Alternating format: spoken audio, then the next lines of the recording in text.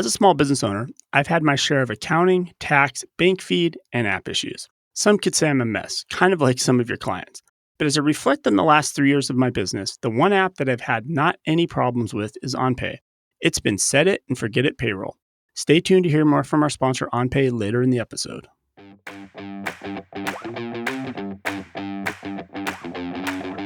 And this goes back to the hammer I've been hitting, right? Like we as accountants and bookkeepers can control the narrative for our clients. We can help formulate what they think about the IRS, what they think about taxes, what they think about accountants, what they think about EAs. We can educate them, and accountants can change the world. Like it goes back to this like fundamental belief. Yeah. Like we really can. I agree. And frankly, this is a great example. I mean, he got attacked, but maybe all of tax Twitter should be going after all of mainstream media, letting them understand how the real world works. Coming to you weekly from the OnPay recording studio, this is the Cloud Accounting Podcast.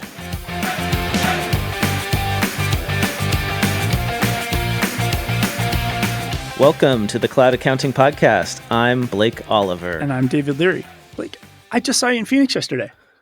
It was great to see you in person. I posted a picture of us at a restaurant. We had some beers after we worked together for a while. I feel like meetings in real life are actually made better by remote work because when we do meet up in person, it's special. And that was my takeaway on that topic. The more remote working, we'll appreciate each other more when we're in person. Yeah. Absence makes the heart grow fonder. And this is why I argue like conferences are more important than ever. It is important to see people in person. I'm a big advocate for remote work, but I've never said we don't want to see each other in person. And so I think some of the best firms leading the way when it comes to remote work, they're fully remote most of the time, but then they will use the money they used to spend on a physical office to bring their staff together throughout the year at different times. So at least annually, but hopefully more often. Yeah. And you do a firm-wide retreat. And it's not just for the partners, it's for everybody. And that's a great way to build the camaraderie that continues throughout the year. And that's what we did. We had a 5-hour retreat yesterday. We did. And we should do it every quarter. Now, David, I do want to pivot to a tweet that you sent out this morning, sort of on a personal note. I know that you have ordered one of those electric Mustangs, and you've been having supply chain issues, as you tweeted out. You said, how come Amazon can do this with a $20 picture frame, but Ford can't do it with a $50K automobile? How do you lose a Mustang Mach-E? I find it hard to believe that a company puts millions of automobiles on train cars, or millions of dollars of automobiles on train cars, and can't track them. And you put a picture of your like Amazon order showing like every step of the way where it was. So what's going on? Where's your car? So some of it is supply chain, right? So you have, my wife ordered the car Christmas in preparation, knowing I was going to have a daughter driving, like we're going to need another car and like planned ahead on this. Finally goes into production in May, but we had to agree to not have a certain chip put in, like the self-parking chip, because there's supply shortages. They don't have those. Then they'll put that chip in later. So you had to agree like, hey, we'll build your car one less feature. I'm like, okay, fine, build the car. They built the car. What is the feature that is missing for that I think chip? it's the self-parking feature. Oh, okay. So it's an all-electric vehicle, right? You customized it, blah, blah, blah, put the deposit down. And Ford kind of communicated a little bit. You got dates like, hey, we got your reservation successfully. Your car has started production. 2 weeks later, it was done. So May 23rd, our car was done. And that's his shipping. Expected date, July 12th, July 17th. Okay. When we were out of town. Like a little more than a month. That's not bad. Yeah, 5-6 weeks delivery. But then you have to work with your dealer. So even though you order it directly from Ford, you still have to work with the local dealer. That's where they're going to deliver the car to. But nobody can tell us where the car is. And so it's all like management of expectations, right? It's just a bad experience. Like I can order a $10 charger on Amazon and track it every little step of the way. But where are these cars? Like nobody knows where the cars are. And the best I can do is, the internet, the power of the internet's together, right? People figured out like, apparently there's an embargo in the trains going east to west into California. So all the trains are just stopped on tracks throughout the rest of the Midwest. Why? Because California doesn't have enough room on the tracks right now in California, so they're limiting how much cargo is getting delivered to California. Wow. It's really strange. Because of the ports. The ports are all backed up. Yeah, everything's backed up. Well, so this is interesting because, it's a classic customer experience screw up. Oh, my wife's like ready to just forget the whole thing. Yeah. So let's tie this back to accounting. Yeah.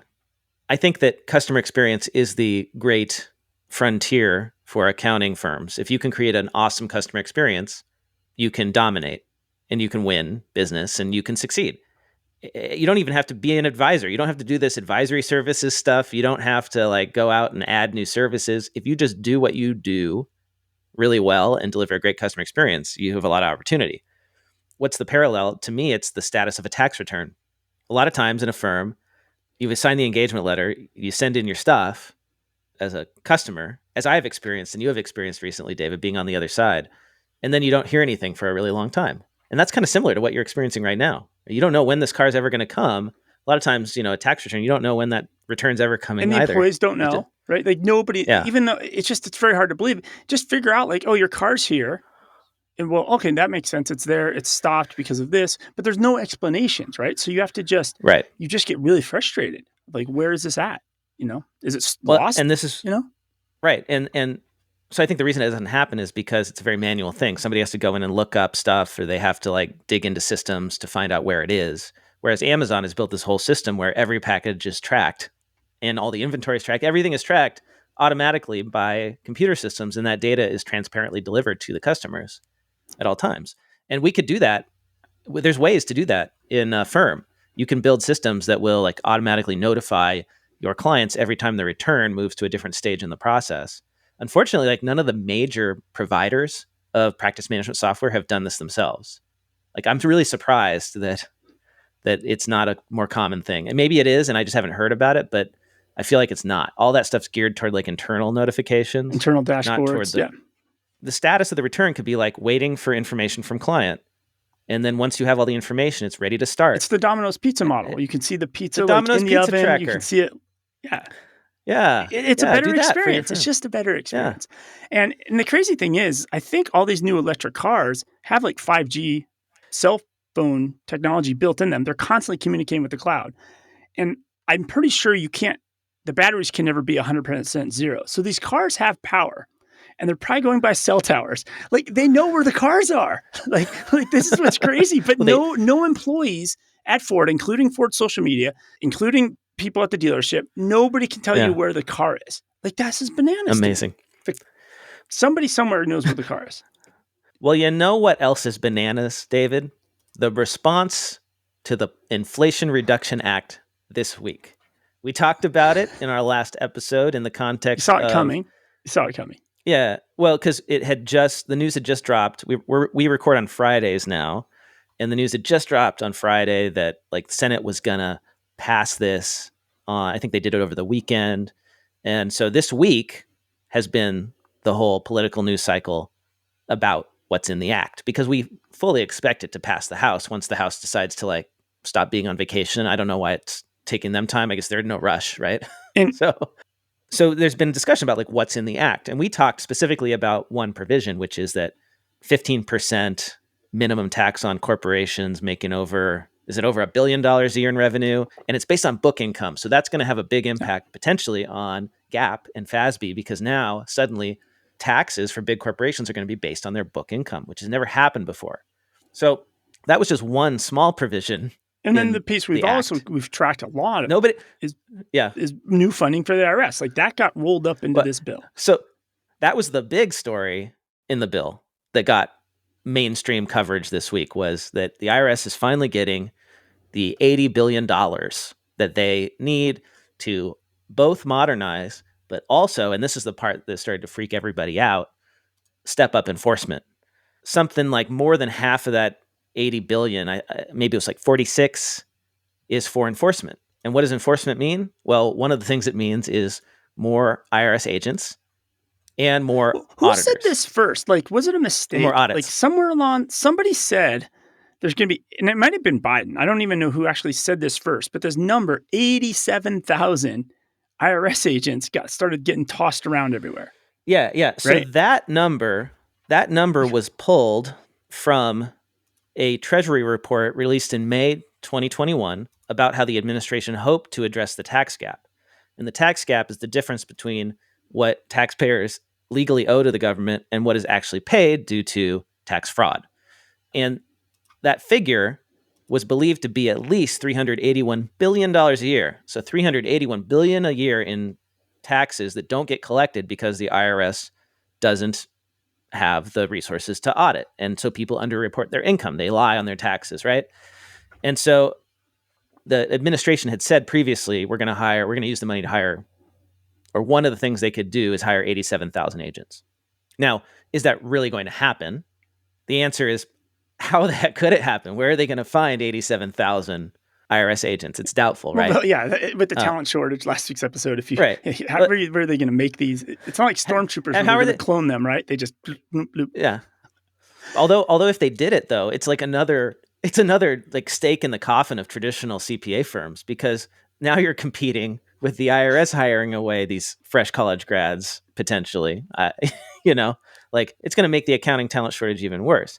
But I think the point is that like that number was plucked from that report, and it was used as a fear mongering tactic to get clicks and to get people riled up on social media and the tweets were on crazy, like, cable news. Like, and then some people would leave out the number, and they're like, "There's going to be one agent for every American auditing them." Like the tweets were crazy. Like, yeah, it got really crazy. Well, people, I mean, look, let's be fair. Like getting audited is not fun, and the IRS can really mess you up big time. And sometimes they, like the government overreach, like they will go to ridiculous lengths to like get the money, and they will crush you, and there's no compassion. Like that really does happen.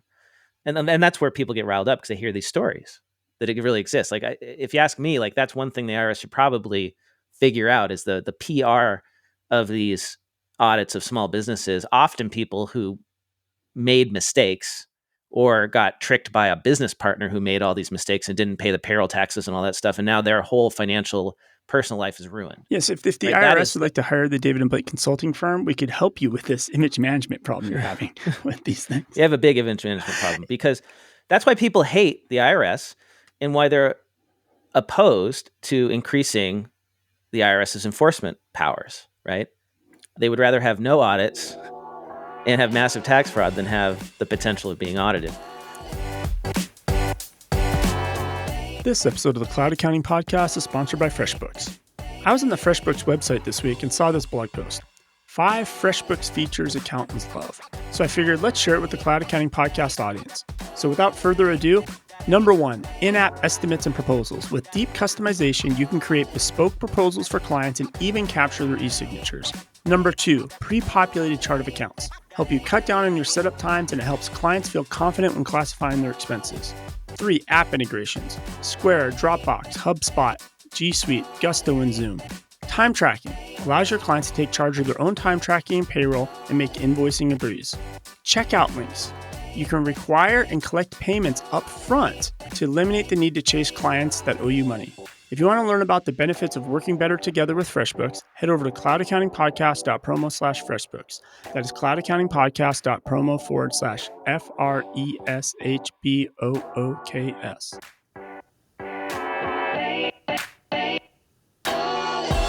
But I think we should put in context, like, we like to talk about the numbers, David. We should put in context, like, what exactly is going to happen and where we are now, like, with the number of audits, right? So this is like the fact check segment, like the AP fact check on this IRS tax system. So, what percentage of individual tax returns are audited? There was some threads going around on Twitter, like actual tax experts, preparers, saying, I've prepared tens of thousands of tax returns over the years, and only a few dozen have ever been audited. Like that seems crazy. Like that's really, really low, but it's actually possible. So according to the GAO, the government agency that puts together these numbers, from tax years 2010 to 2019, audit rates of individual income tax returns decreased for all income levels. On average, the audit rate for these returns decreased from 0.9% to 0.25%. I mean, that's really low. I feel, let's just think about this, David. If you had a 0.25% chance of getting audited. I feel like a lot of people knowing that would cheat on their taxes. And the percentage is even lower for the higher income you make as ratios, right? Well, like most people are auditing, we've talked about this before in the past, are low income workers because those are easy to audit. It's the so earned income actually, credit, right? I want to clarify that. Okay, that's not quite correct. So it's true that if you make very little income and you do this, or if you get these credits, you do have a higher audit rate than people who make more than you. For tax year 2019, if you had from $1 to less than $25,000 of income, you had a 0.4% chance of being audited. And a lot of times it's because your return is really simple and you're claiming that, what do you call it? Earned income credit. Earned income tax credit, right? So they audit those because that's easy. And you can do that with relatively low skilled IRS auditors, which is all they've been able to hire recently, right? You go up and then it actually drops down from 25K to 200K. It's only 0.17%. And then from 200K to less than 500K, it's also 0.17%. And then you go up. Then it starts to go up. Once you hit 500K, you go to 0.5%, and then it's 1% if you're over $1 million, and then it's 2.35% if you're 5 million or more. Oh, and actually they break out here. If you have the earned income tax credit only, you have a 0.77% chance of being audited. But it's crazy. You could file 100 false earned income tax credit returns, and the IRS would only catch 1 or 0 between 1 and 0 of them, right? So anyway, my point is that I don't know what the audit rate should be, but why is nobody talking about what is an appropriate audit rate? It seems like we have on the political spectrum, we have people saying we need to audit more, or the IRS is horrible. No. And there's even people who are abolish the IRS, no audits, right? But that just doesn't seem reasonable. And so I wonder, why is there nobody out there saying, a position of authorities, some organization that represents all accountants, right? That could actually speak authoritatively on this and say, if we want to minimize tax fraud and we want to minimize the burden to taxpayers, we want to keep the audit rate as low as possible because it's expensive to audit people and it's an inconvenience, right? But we also want to minimize tax fraud because we don't want honest taxpayers paying for people who are skipping their taxes. I think we can all agree on that, right? That's the goal. So what should the audit rate be? But if you put out real numbers that are not sensationalized, it's boring. Nobody clicks it. Nobody's going to donate to your campaigns. So you're better off putting out tweets the way what's her Taylor Greene? What's her first name? Marjorie Taylor Greene. So you're better off doing tweets like Marjorie Taylor Greene, where it talks about how 70,000 of these new IRS agents are all going to have guns. Right? That. This is what gets people really scared and crazy. You start saying how they're all going to carry guns. So the way the IRS responded to this fear-mongering was because think about it, even if they hired 87,000 agents, what do you think the audit rate's going to go up to? I doubt they could increase it to 0.5% on average or even 1%. Well, isn't it right? Even if there's you're still all those 87,000, it's still what each person has to handle 4,000 returns? The ratios are still insane. Yeah, the phone calls. They have, I don't know, something like 15,000 agents answering the phone calls, and they each have to have 15,000 calls between them, which is why they only answer less than 10 to 20% of the phone calls. So even if all they did was answer the phone anyway. So perspective on the numbers. So let's say you're a tax shop, and your best employee who's just a machine. What is your best employee burning through the number of tax returns a year? 150, 200, 300, 400? Could be. I don't know. Actually, I really how fast? How many can you do? All right, we don't know this number. You can do well. I mean, I know of individuals who do hundreds or even thousands. Oh, you can. Okay. Yeah, I mean, it depends, right, on the complexity. So one you can do a lot. One agent could possibly review 4,000 returns in a year. I mean, but you couldn't audit them. Yeah. To actually audit is that's in person. That's an in-person thing a lot of the time. All the audits we're talking about, you have to meet with somebody. The way they do it now, they wouldn't be able to do that many more. But anyway, I want to get back to what the IRS said. Okay. So the IRS had to come out and say okay, none of this enforcement money, the $40 billion something of enforcement money is going to be for anyone making less than $400,000 a year, which is also absurd and ridiculous because we know there's a ton of tax fraud that happens below $400,000 a year, but they always say it's never going to impact anyone less than this amount. And of course it does, right? So the AICPA, they came out with a statement on the Inflation Reduction Act. And to me, that seems like they could have an opportunity to like influence the discussion and make it higher quality, to say something about what would be an appropriate use of the enforcement funds. But they didn't. And give them a chance, There's an article, I think, because the comments they released this week were based on a proposed bill from July 27th. It's almost like they're 2 weeks behind in getting to things. So maybe in 2 weeks, the AICPA will address this craziness that's happening out there. Well, here's what they said. They said that they believe that the corporate alternative minimum tax proposal violates a number of elements of good tax policy and could lead to unintended consequences that should be carefully considered. They also mentioned the enforcement efforts. On the subject of IRS funding, the AICPA would like to see more of the money going to taxpayer service rather than enforcement efforts.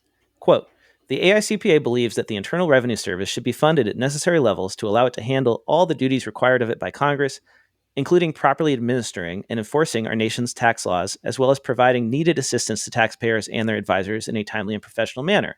However, the AICPA also believes that enforcement actions must be in balance with the services the IRS provides to taxpayers.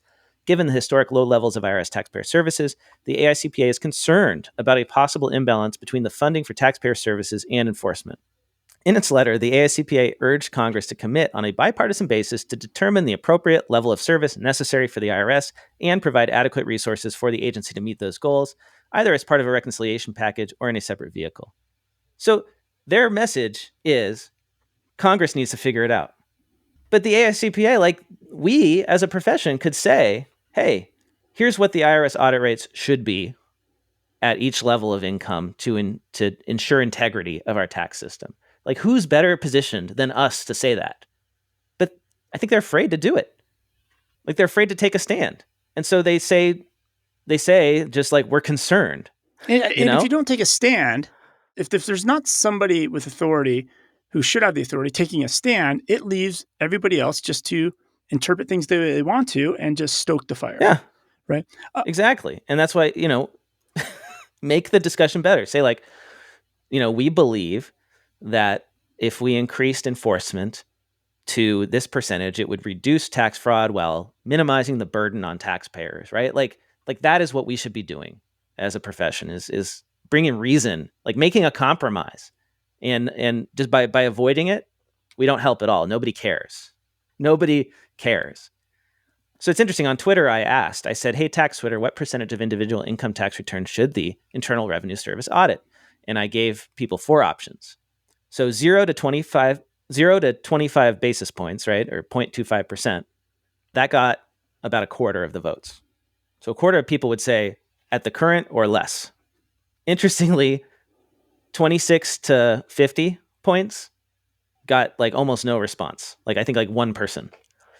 And then 50 to 1%, so 0.5% to 1% got a quarter of the votes. But half of the people who responded said greater than 1%. So Tax Twitter, at least the people that are following me, seem to think that we should be auditing more than 1% of returns when we're only auditing a quarter of a percent.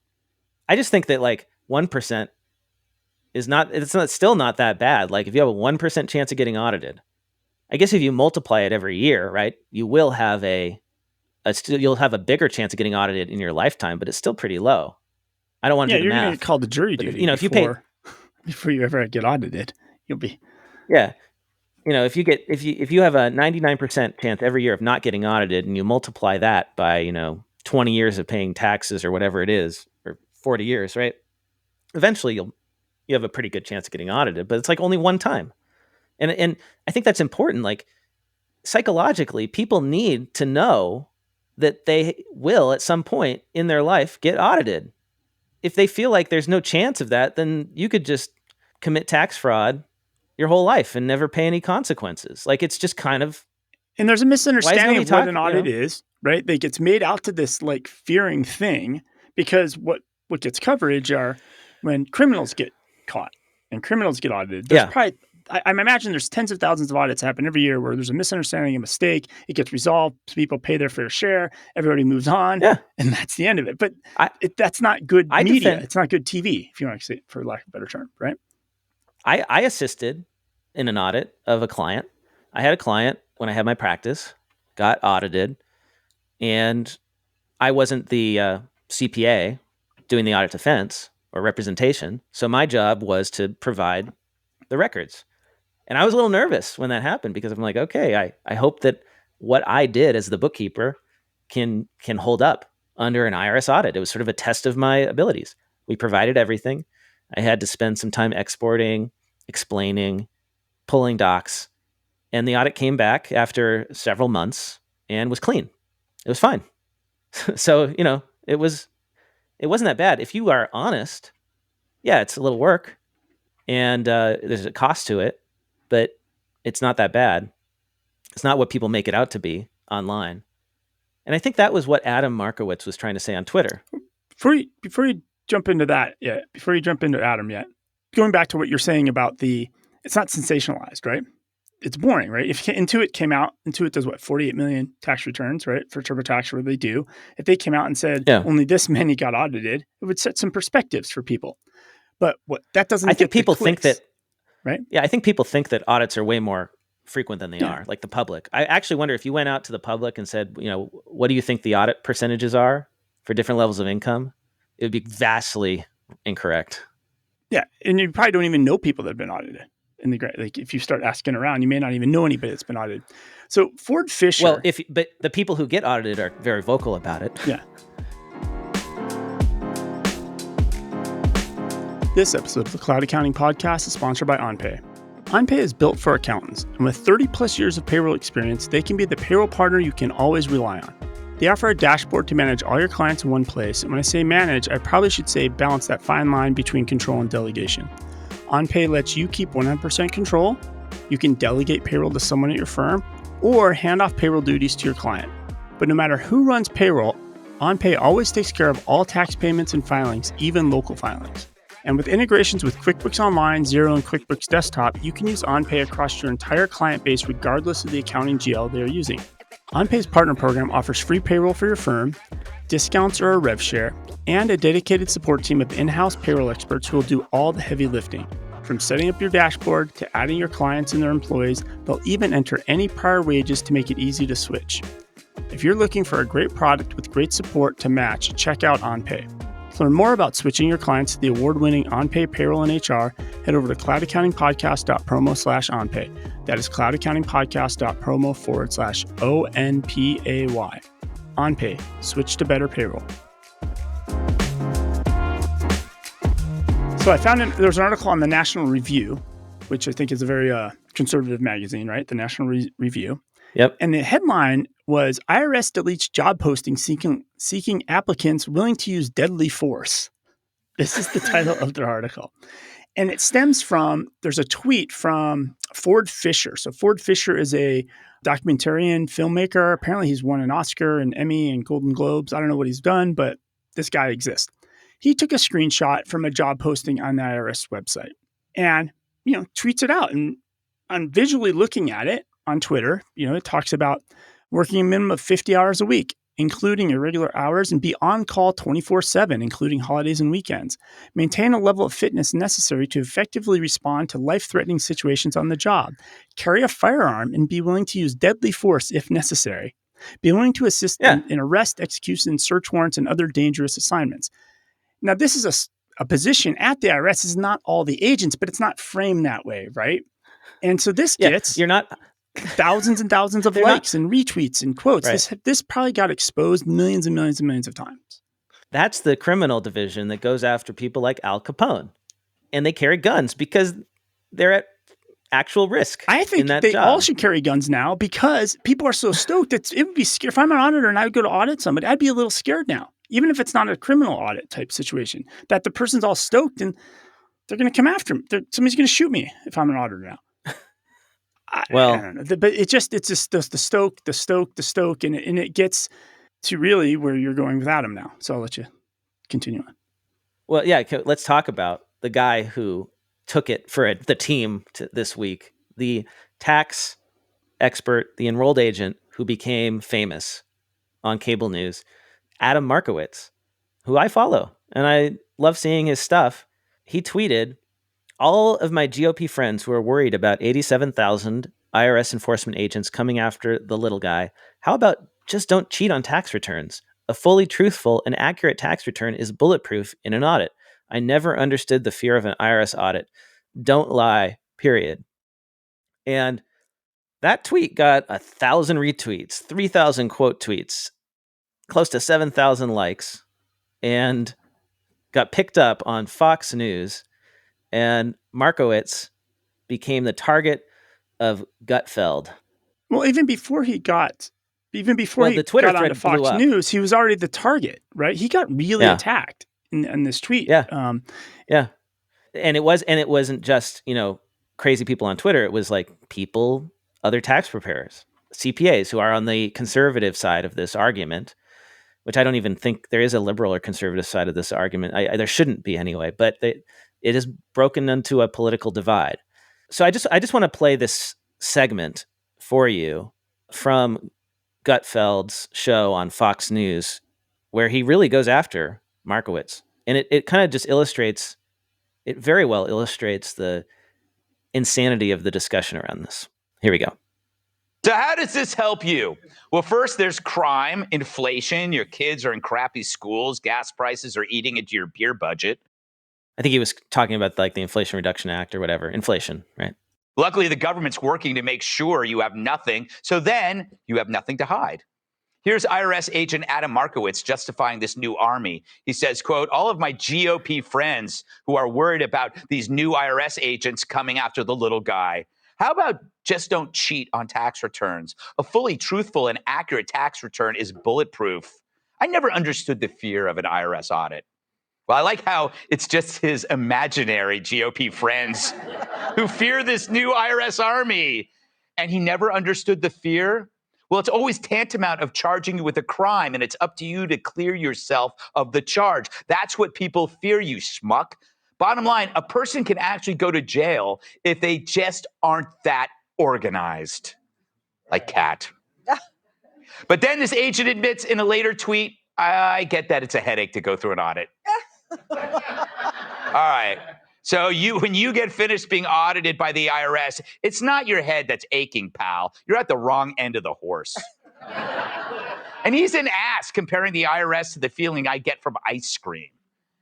Then he adds, and I get that it's costly to go through an audit and nobody ever wins.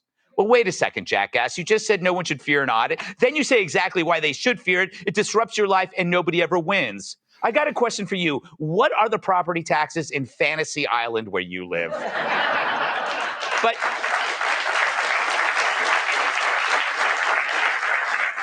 But if you have an IQ higher than an artichoke, you must see that by now this country's heading towards a police state, where the police state they want your money now. And if you don't see that now, do me a favor and change the channel. I think Fallon is playing beer pong with Harry Connick Jr. right now. So that is the level of debate in this country when it comes to additional IRS enforcement. It's a police state. Crazy. And so that's why we need our leaders to step up and get into this fray. I know it's scary. I know nobody wants to be the target of a Fox News attack. But if reasonable people don't step up and stand up and say what needs to be said, then the discussion will just get worse and more polarizing. You can't get away from it. You can't hide from it. Yeah, so we're doing our small part to help, I think, on this show. That's our goal. That's my goal. What's his name? Gutfield, whatever his name is, it doesn't matter. Gutfeld. It looks like right. It looks like Garfield. It's like he's even leaning into that kind of like. Yeah, the logo is a little of that too. It's the logo looks like that. It's funny. But he's just stoking the fire for his viewers, right? You feed the audience that you want, but he's government evil, right? Government bad, and he's calling always it's an army, government bad, and all this. But the bigger part of this, and this is the beauty of like, or maybe our listeners should realize, like, this is the reason that you hate all the news channels. They're all wrong. They're all bad. They're all fake. The fact that he kept calling him an IRS agent shows there was no research at Fox News to verify who the hell Adam actually is. He's an enrolled agent, which is not an IRS agent. And then the other bullshit thing that Fox pulled, and you can leave this in, they represented him as having one of those blue check marks. on a verified account. A verified account, but Adam does not have that. So Fox misconstrued who he was fully. They got wrong what he does, who he is, he's not an IRS agent. He's an enrolled agent. Yeah, he's a tax preparer. He helps small businesses, and they're going after him. And going back to like what you said, wrong. He took one for the team this week. Well, for all of tax Twitter, for all of us, he got attacked. He got really attacked.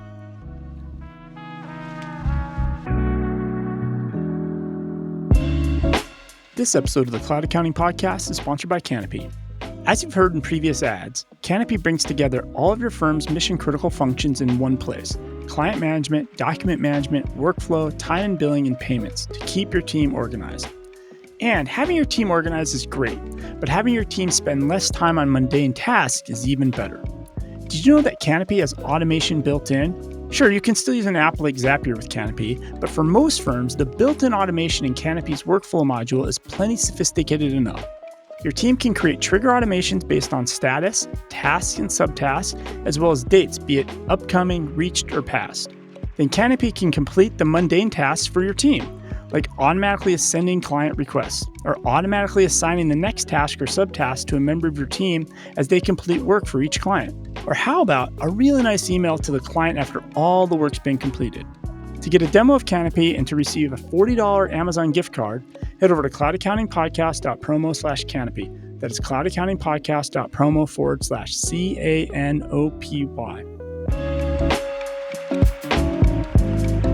Well, Blake, I have even better news for you. I don't know if it's better news, but we were able to get Adam Markowitz to come on the show. Adam, welcome to the show. It's a pleasure to be here, David. I appreciate it. So we've just built up. We've been talking about how there's no level-headedness in this Inflation Act. The rhetoric, the tweets, there's guns with the IRS, and things got really, really crazy. And then the peak of this was you. Like, you put out kind of a level-headed tweet, and then it really went viral. You really got attacked, and then you went up on Fox News. So I just want to what was this like from your perspective? I mean, you might have had the most famous tax Twitter tweet ever, I think, possibly in history. Boy, that's sad, isn't it? So, it started as funny and quickly got disgusting. Some of the hate, really just downright hateful things that come out of people's mouths and off of their keyboards are types of things you just don't forget. Now, I'm also enough, level-headed enough to realize that idiots are going to be idiots, right? What it boils down to. Yep. What really stung me the most about the whole thing is when people started going to my website and started sending me feedback through my website, and my admin had to send me some of these things. And some of this stuff is not exactly suitable for PG-rated podcasts. Let's put it that way. And having to explain to her, who is a 30-year-old woman who has by and large lived a relatively naive life because she can, understanding where certain specific Jewish slurs are coming from and why they're being directed at me was a very difficult part of the conversation. That said, after going through some of that and finally just saying, you know what, I'm just going to kind of turn it off and just say, forget about it. It made life a little bit, it made it kind of fun, again, to tell you the truth. I will say there is a lot of reasonable discourse that does disagree with me. And I will say I really did enjoy a lot of that reasonable discourse. Unfortunately, harder to find that among some of the people who had a lot of things to say that were rooted in, let's just say, hatred and evil, as opposed to actual discourse. And then we saw it on Fox, right? It blows my mind that stuff like that could happen on major news networks. I get it that Gutfeld is a kind of alt comedy answer to Fallon and, Kimmel and all those people. But it's like, I'm just a guy. I have 600 clients. I'm in Windermere, Florida. He's not coming to visit me anytime in the near future. I don't have any real national pull. I have 11,000 Twitter followers. I don't even know how I have that many, for Christ's sake. But, it's like, I wish both sides of the aisle would just be so much more reasonable about what it actually means to bring in more people to the IRS. And that discourse just can't happen because everything that comes out of Washington right now has to be way politically left or way politically right. And either you agree with it or it's awful. And there's just no middle grounds anymore on anything like that. So the numbers are really, for me, like, it was retweeted 1,000 times. Like, can you see the total impressions that it had? Yeah, over 4 million. 4 million. Wow. You actually got more impressions on Twitter than you did. These network news channels, they only get like 1 million viewers. Yeah. So really the retweets and the exposure on Twitter was actually bigger than the Fox News thing. But it was like, how do you feel like, as far as like, for me, I was like, they're calling you out as an IRS agent, which is just insane. And then they put the blue check mark. Do you feel like you were misconstrued and misrepresented? Oh, of course. Yeah. Absolutely. In another setting in life, if I really had any real damages for this, would I have some maybe legal ground to stand on? I don't know. But certainly I'm not an IRS agent. I don't work for the IRS. Probably never will work for the IRS. And I don't have a blue check mark next to my name. And I can't imagine a circumstance where I will. It's just, when you hear about fake news, right? The proverbial fake news that Trump kind of started this and now both sides of the aisle have taken it. I look at that and go, I am now a real life example. That's a blatant lie. Like, there's not even anything remotely truthful about saying I'm an IRS agent. I don't work for the IRS, and that's exactly how he portrayed me. Yeah, and they're not going to issue a correction, right? Of course not. There's not going to be a correction like, oh, we've learned that there's a difference between an EA and an IRS agent. Maybe for not so much our audience, but maybe we can clip this out and we can post it on. Can you define the difference between an enrolled agent and an IRS agent?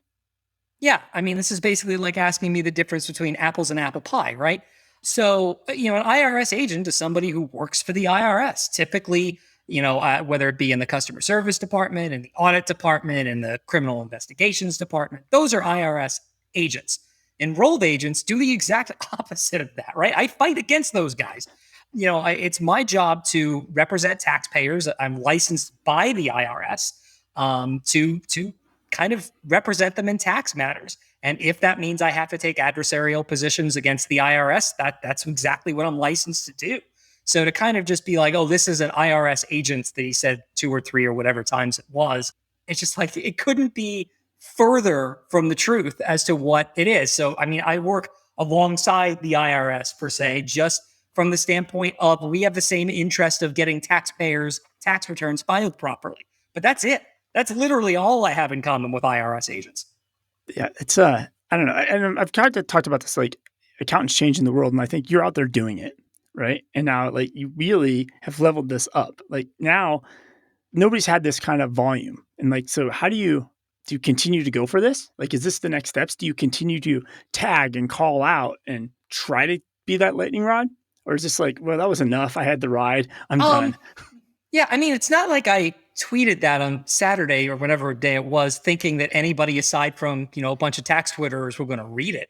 Happens to be that some blue check on Breitbart picked it up, and then it spread like wildfire. I mean, yeah, I do think there is a stance that we as a tax community could take, because, all of these years as time goes by, especially as we become more polarized between big government and small government, left and right, liberal, conservative, all of these different things, it seems like we're kind of caught in the middle.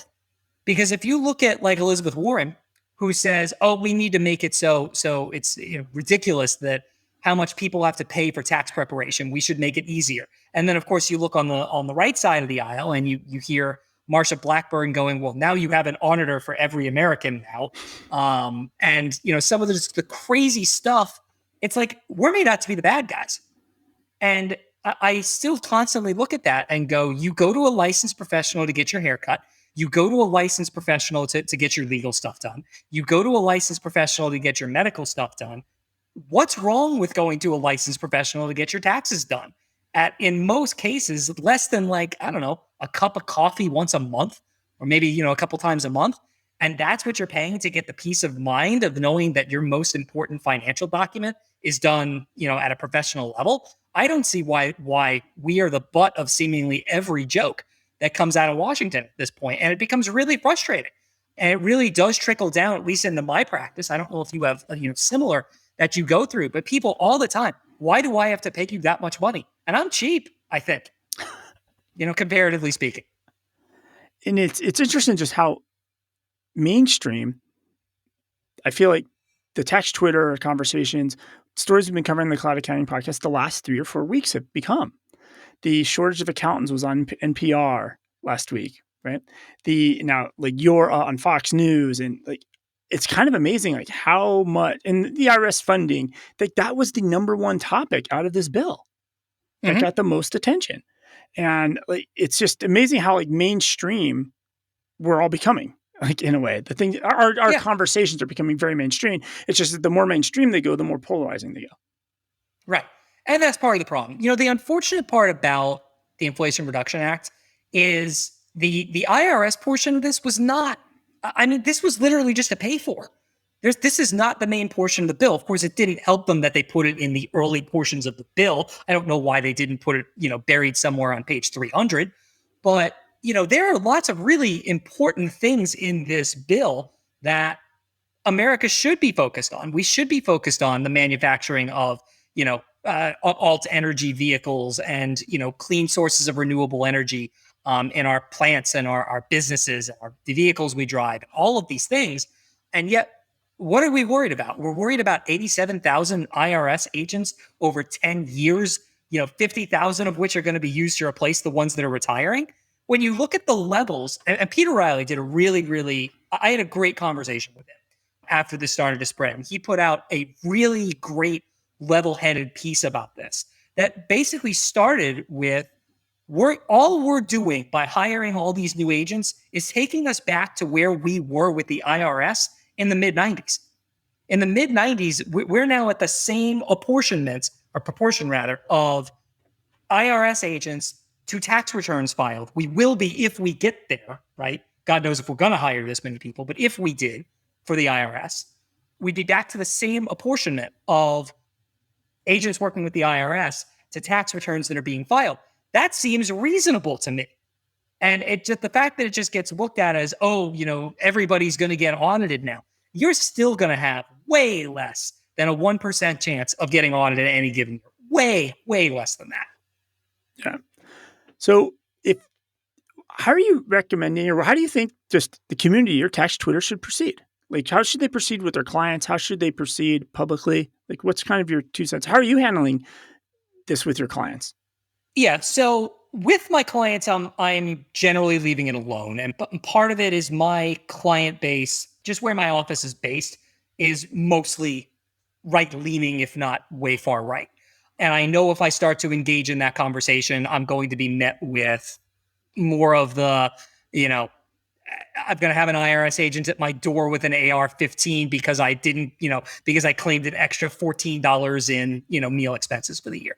One of the conversations that I had with a local media guy, one of our local news stations, about this, because he asked me, he saw it, and he goes, listen, what's really going on here? And I wish as a community that we could have those discussions where there's what the left says, there's where the right says, and there's what really is actually probably going to happen. And I wish as a community that we could all recognize that what is going to happen, the average Joe is not going to know any better. They're just not. If the IRS picks up 10% more agents, the average Joe is not going to know that. And, if we really got down to, with these extra auditors, if we can deal with more things like customer service for CP 2000 notices, for just kind of general picking up the phone when something goes wrong with the IRS, if we could educate people that those notices, it's not that they're going to get worse with more people. The more infrastructure we get to the IRS, the more functioning it should be. Now, how will it play out in practice?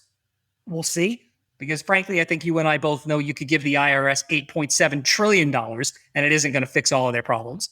But, I wish we would have more conversations that were around the reality of what it all means, and maybe shed some light back on Congress and go, hey, Congress, we know what this was. This was a political game that was a play to get your social agenda passed. So I wish we could have more discussions like that. And I'm also not so naive to realize that those of us in the tax Twitter community are the significant minority of tax preparers. So that we only have so much reach we can do, but I would love to get more words out there that are really the truth about what's happening. it's just a matter of, what's truth anymore. It's really hard to believe that, no matter, because everybody's going to spin something. It's going to spin to what best suits them. Yeah, at the time. That narrative. And that's a really unfortunate part about it, is the narrative is more important than the reality. Got it. So Adam, thank you for joining us. I appreciate this, like taking time, joining us. My pleasure. We're not going to give you the attention you ever got from, Fox News or anybody else. I'm good. But those are the listeners that do not know who you are not following you. What is the best way for them to get a hold of you? Yeah. So, I'm pretty active on Twitter in the tax Twitter community at, Adam Markowitz EA. I would start handing out email addresses and all that, but I'm about to rebrand. So all the information that I would hand out is about to be no good anymore in the next couple of weeks. But my Twitter handle, I'm not going. Now, is the rebrand planned before? Was this because of all of this attention? Now you got a new website, new emails, everything else. Yeah. Right. So right now I'm a 49% shareholder in a company called Howard L. Markowitz, AICPA. My dad, Howard, CPA, he's getting ready to retire. And when he retires, which is coming up very soon here, I'm going to buy out his share of the business. And when we do that, obviously, being Howard L. Markowitz, CPA, as an enrolled agent doesn't fly. Yeah. So we're going to be rebranding to a new name that I'm hoping to introduce here in the next couple of weeks. Is the new company called? Very much so. Looking forward. We're not IRS agents. It should. But we'll do your taxes. But we'll do your taxes. Yeah. But we'll do your taxes, right? There's a lot of things that it probably should be. But I do find it a little funny that the timing of this happens to be what it is, because we were going forward with this one way or the other. And it just happens to be that the timing is going to be approximately September 1, which we do this just happens to correspond perfectly with all these negative Google reviews that I've gotten over the course of the last few weeks, or last week or so, from people who have never interacted with me in their life and never will. So it's a little ironic, and timing is everything in life, right? Yeah. Beautiful. I'll let you get back to it. You got audits to do, and right, exactly. On that note, awesome. I got to do my gun training and get ready for my audits, right? Yes. Thanks, Adam. So, always a pleasure, David. Anytime. So he stood up and he had an opinion, right? And he got demolished for it or attacked for it. And our leaders are not standing up. No. It was nice, actually. Bloomberg did a little feature on him. They featured him, and it was, but it like mentioned nothing about what happened this week. It was sort of like I think they were just trying to do something nice, but still, it's not like anybody stood up and said, "Hey, guys, he's just saying don't cheat on your taxes." Back this guy up. And this goes back to the hammer I've been hitting, right? Like, we as accountants and bookkeepers can control the narrative for our clients. We can help formulate what they think about the IRS, what they think about taxes, what they think about accountants, what they think about EAs. We can educate them, and accountants can change the world. Like, it goes back to this like fundamental belief. Yeah. Like, we really can. I agree. And frankly, this is a great example. I mean, he got attacked, but maybe all of tax Twitter should be going after all of mainstream media, letting them understand how the real world works, like what's going on, what the audit rates are. Or explaining what the IRS funding levels are and what this is going to mean realistically. Like, I feel like most Americans who are on the conservative side have no idea that the IRS funding has been cut year after year after year for 20 years, and that their current staffing levels are at 1973 levels. And so when the IRS service is bad, it's not because government bureaucrats are lazy, which sometimes they are, but in this case, it's because they literally do not have enough people to answer the phone calls. And like, their technology is horribly outdated. Oh, I've got another story about that, David. Washington Post, one of the reporters went on a tour, actually went to an IRS facility and got permission to like take pictures, and they put it online as a slideshow article tour. And the link will be in the show notes. I recommend you take a look. Why does the IRS need $80 billion? Just look at its cafeteria. And it has that famous picture of the cafeteria that is filled with tax returns. So that, like, the IRS agents can't even eat lunch in their own cafeteria because it's just filled with the 10 million tax returns. So there's documentary evidence of the pipeline, as they call it. The pipeline is how a tax return goes into the IRS.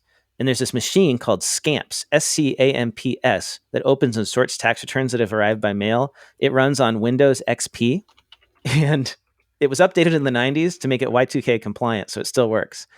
if the machine breaks down, there's no parts manufactured for it. So an IRS employee has to manufacture them on site to replace them. Well, apparently only one guy knows how to fix it. So if that guy goes missing, we're in trouble because the IRS won't be able to open the mail. They have pictures of this giant floor where agents sit at these desks with semicircular, they look like little cubbies, a semicircular cubby that they sit in front of, and they organize the actual paper into different sections of the cubbies to, I think, move them around. So the checks go here, the 1040 return goes here, and they go into these batches. And that's technology, quote unquote, that was created in the 70s to manually sort these returns. They do candling, where they hold envelopes up to a bright light to make sure they didn't miss anything, like a check. A separate document perfection team combs through every single paper return with a red pen to make sure nothing is missing from the document, such as a signature or a W-2. And then they correct them or they fix them. And then they go to data entry. And we've talked about that, where like people manually key in. There's stamps being used, physical stamps, employees with those rubber finger guards on, air resolution. Oh, there's a picture of a green screen. Apparently the system runs on COBOL, COBOL, an antiquated programming language few coders still know. Oh, you mean like an old micro green and black micro screen, not a green screen like, hey, I'm doing YouTube movies and I get a green screen. You mean like, old terminal. Yeah, so the IRS, they're being demonized. But like, just look at what it is. It hasn't been modernized, and now they're getting the $80 billion to, I hope, modernize it, hire some people, modernize it, make it better. Like, why can't we get behind making this an agency that's a pleasure to work with? That should be the mission here. Instead, you just got people complaining. So everybody's just crapping on the IRS all day long. And there's tens of thousands of people that work there. Oh, and by the way, why don't our associations like represent them too? Like stand up for them as well, right? Like everybody's always crapping on the IRS. Well, they're accountants too. They're part of our profession. And a lot of them move into being tax preparers after they work there. And arguably they're our partners, right? They're all of our partners. Yeah. And just people thinking about this, like the state of the IRS, like they're just getting kicked when they're already down. But what if they were national transportation? What would our highways look like if they were treated like the IRS? Would we even have highways? Would we have bridges at all? I don't know. They'd be degrading into dirt roads, and the bridges would have fallen into the river. Yeah, they would not have been repaved since 1970. All our roads would not have any new pavement.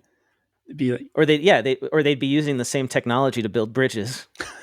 Anyway, there was one other thing I wanted to talk about with the Inflation Reduction Act, which is something else that was in it that's related to taxes, and that's the private equity loophole. Before we jump to that, can I close the door on the AICPA IRS thing? Yeah, absolutely. Okay, so with the state of the IRS and the way it is, right, there's a kind of a clutching headline that was in Accounting Today, and it said the AICPA demands the IRS answer calls on plummeting practitioner priority line. But then if you read it, like, does this sound like a demand to you? Can I read the actual quote? The recommendations we've provided the IRS are important adjustments that could drastically improve service for countless practitioners and their clients. They would also serve to empower customer service representatives and enable them to perform their duties more efficiently, said AICPA Vice President of Tax Policy and Advocacy, Edward Carl, in a statement Wednesday.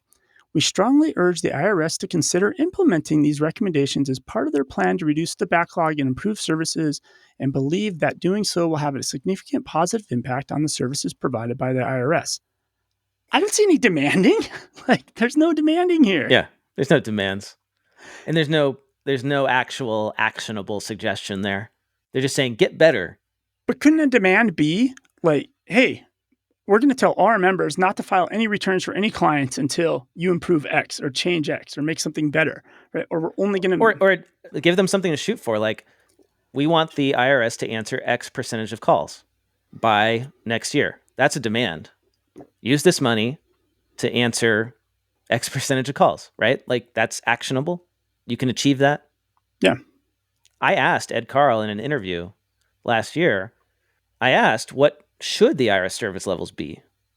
And his answer was that they don't know. Like, the AICPA doesn't actually take a stance on that. they say Congress has to work with the IRS to figure it, and the administration to figure it out. I'm like, well, why don't we give them our take? How much money does the IRS need? That's also a question that he wouldn't answer. That's it, right? We have nothing more about the IRS and the level of service or anything like that, right? But not the IRS, but I do have more on the Inflation Reduction Act. Yep. So one of the sticking points at the very end was our Senator Kristen Sinema, was the last holdout after Joe Manchin on this act. And she demanded and got something taken out of the bill, which was a provision that would have eliminated the private equity carried interest tax loophole.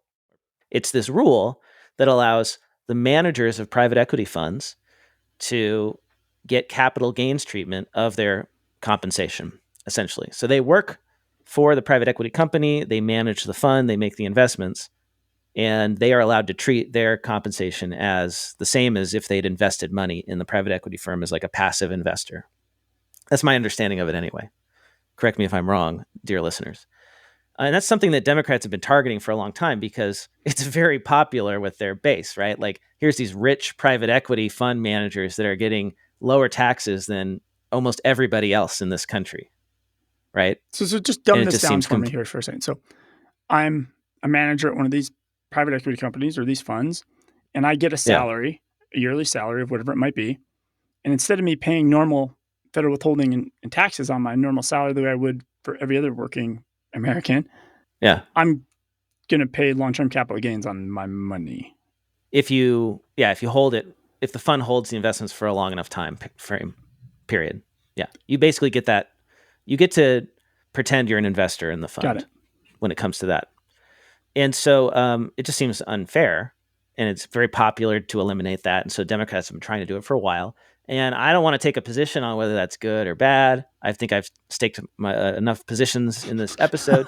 But what I do want to point out is that it got pulled out, and it's a victory. It's been in the news reported as a big victory for lobbying by private equity firms. And essentially, it looks like they lobbied Kristen Sinema.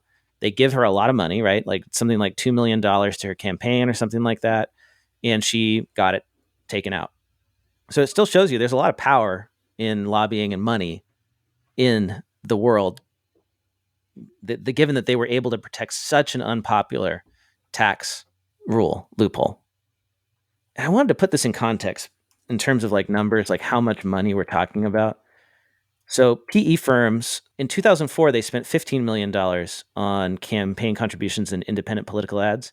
Private equity firms spent $222 million in 2020. So they went from $15 million to $222 million in spending on lobbying. And how much money is this going to save them?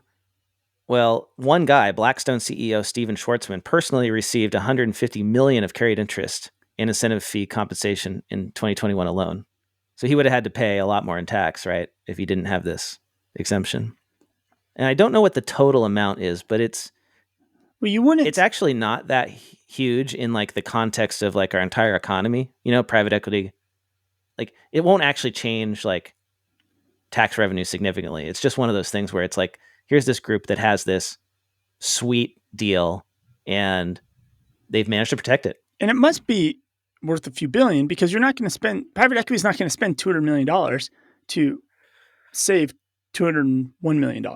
So no, it's worth billions. This is billions. Yeah. And then not only that, it's directly them. It's not even like their companies, right? It's their personal wallets. The individuals. Yes, the individuals. Yeah. So I think that is it on the Inflation Reduction Act.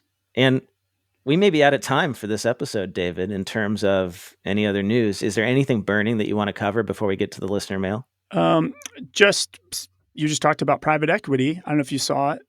This is like the one app news. Avalara is going to get purchased by a private equity company now. So they're going to go private equity. Yeah. It's huge, like $8 billion. They're going to take Avalara private. 90, gosh, I don't have it in front of me. I want to say like 90 something dollars per share. So it's less than their high, right? They went up to way over 100. Like I want to say like close to 180 at one point and then dropped down. So I think clearly the board thinks that they're getting a good deal right now. So it's going to be interesting to see like what impact private equity does have on Avalara. Does it turbocharge their growth, or does it, will it help them? We'll see.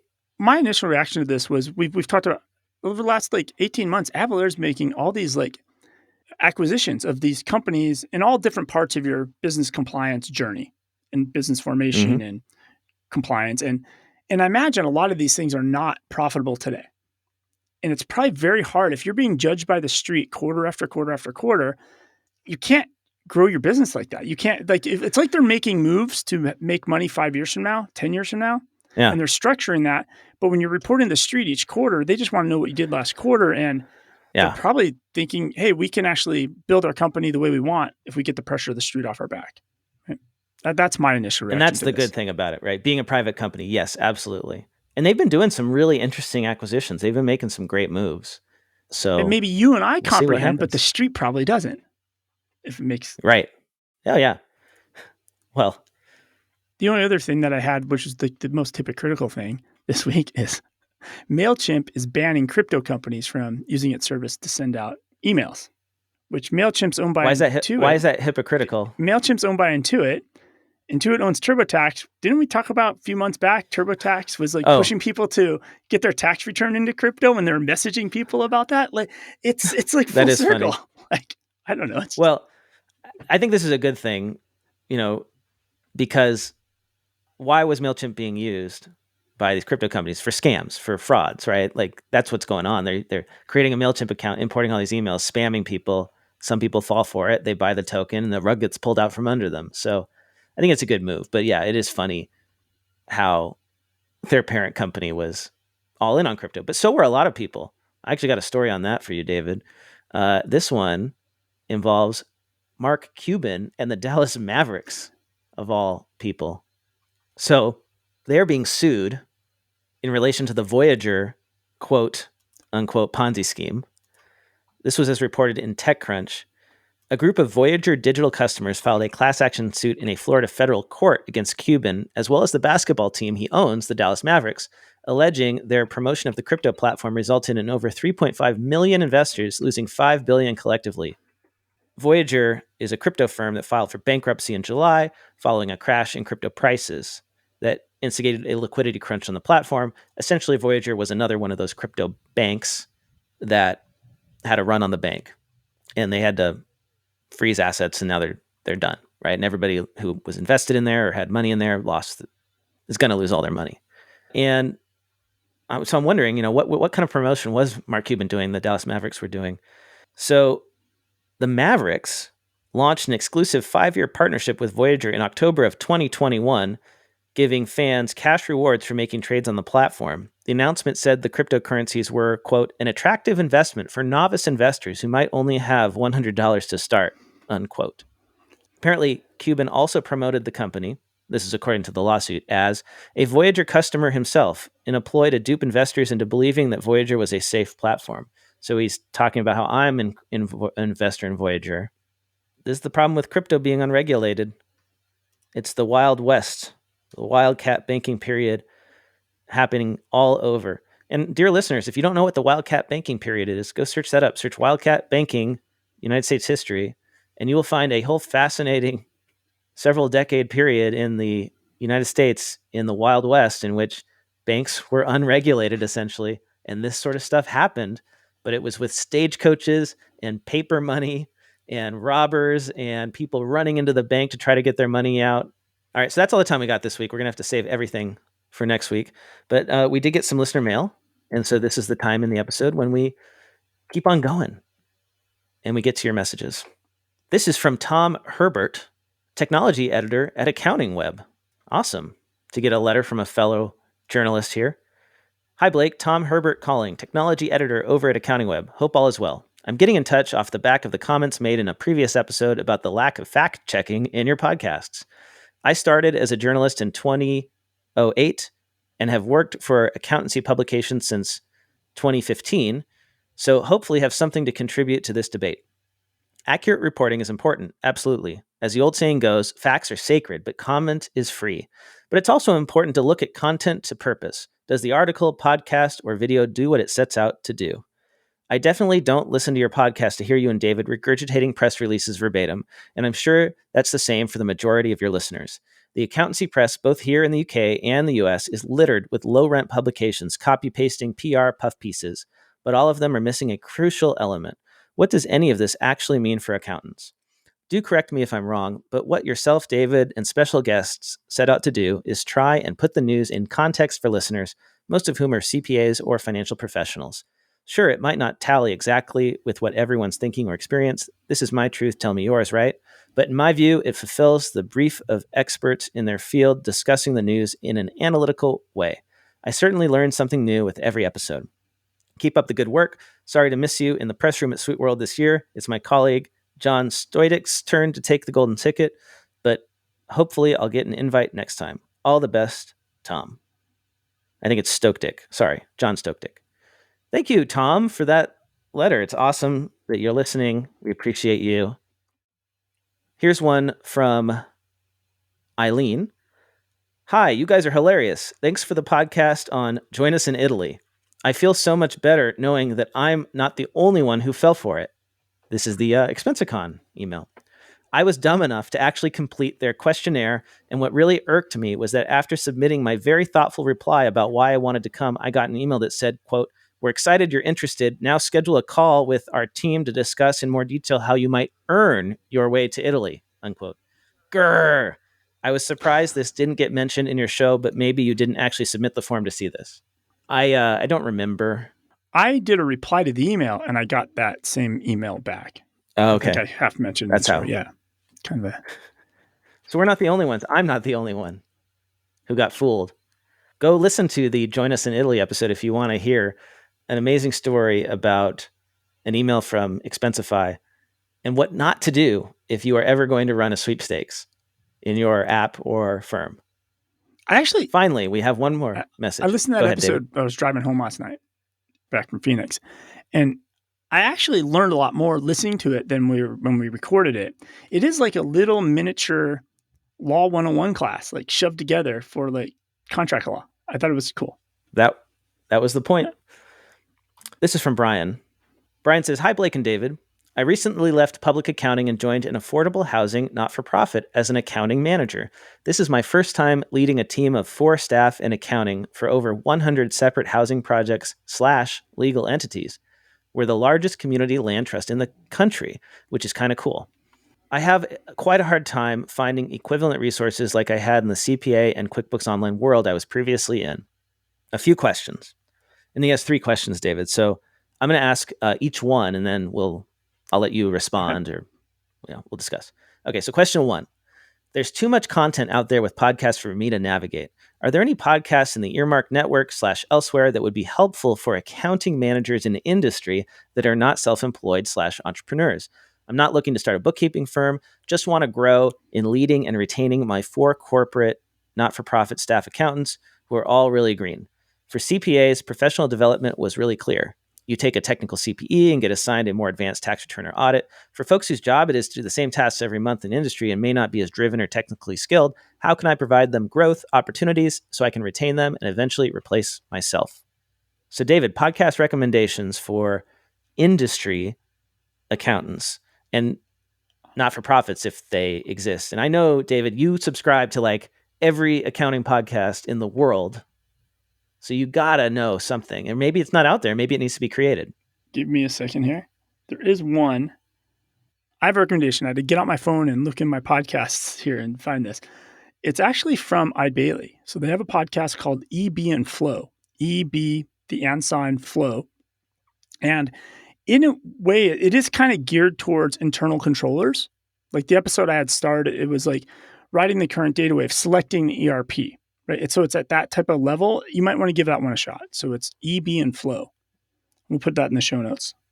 And my recommendation is a show on the Earmark CPE app. So you can download Earmark CPE, go to your app store, download Earmark CPE, and go to the channels page and scroll all the way to the bottom. Look for your part-time controller. And they have a channel on Earmark, and they have a podcast, and it's excellent. And they specialize in not-for-profits. So for anyone who's working in industry, working specifically with not-for-profits, go ahead and check it out. The latest one is called Follow the Leader, Succession Planning in a Post-Pandemic World. And it's about how not-for-profit executives are leaving their organizations in record numbers.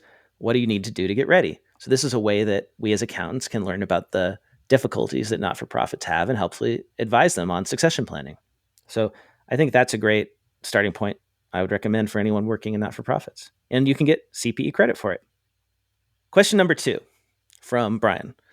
We use RealPage for our ERP/general ledger/tenant and property management interface. Apparently, RealPage accounting is just a white-labeled Sage Intacct ERP, though they hide it well. The included support and training is atrocious. Coming from a local CPA firm being the QBO guy, I'm really grieving not having a free tutorial network that is developed like QuickBooks has. Do you guys know of any Hector Garcias of the Sage Intacct world? We're using a cloud accounting product, but are doing most everything manually. There's got to be some automation to reduce our 15-day rush to month-end close for our 100-plus sets of books and 350 bank accounts. So specifically on this, I actually surveyed folks on Twitter, and I asked, who's the Hector Garcia of Sage Intacct? And for those who don't know Hector, he's like the QuickBooks guru on YouTube.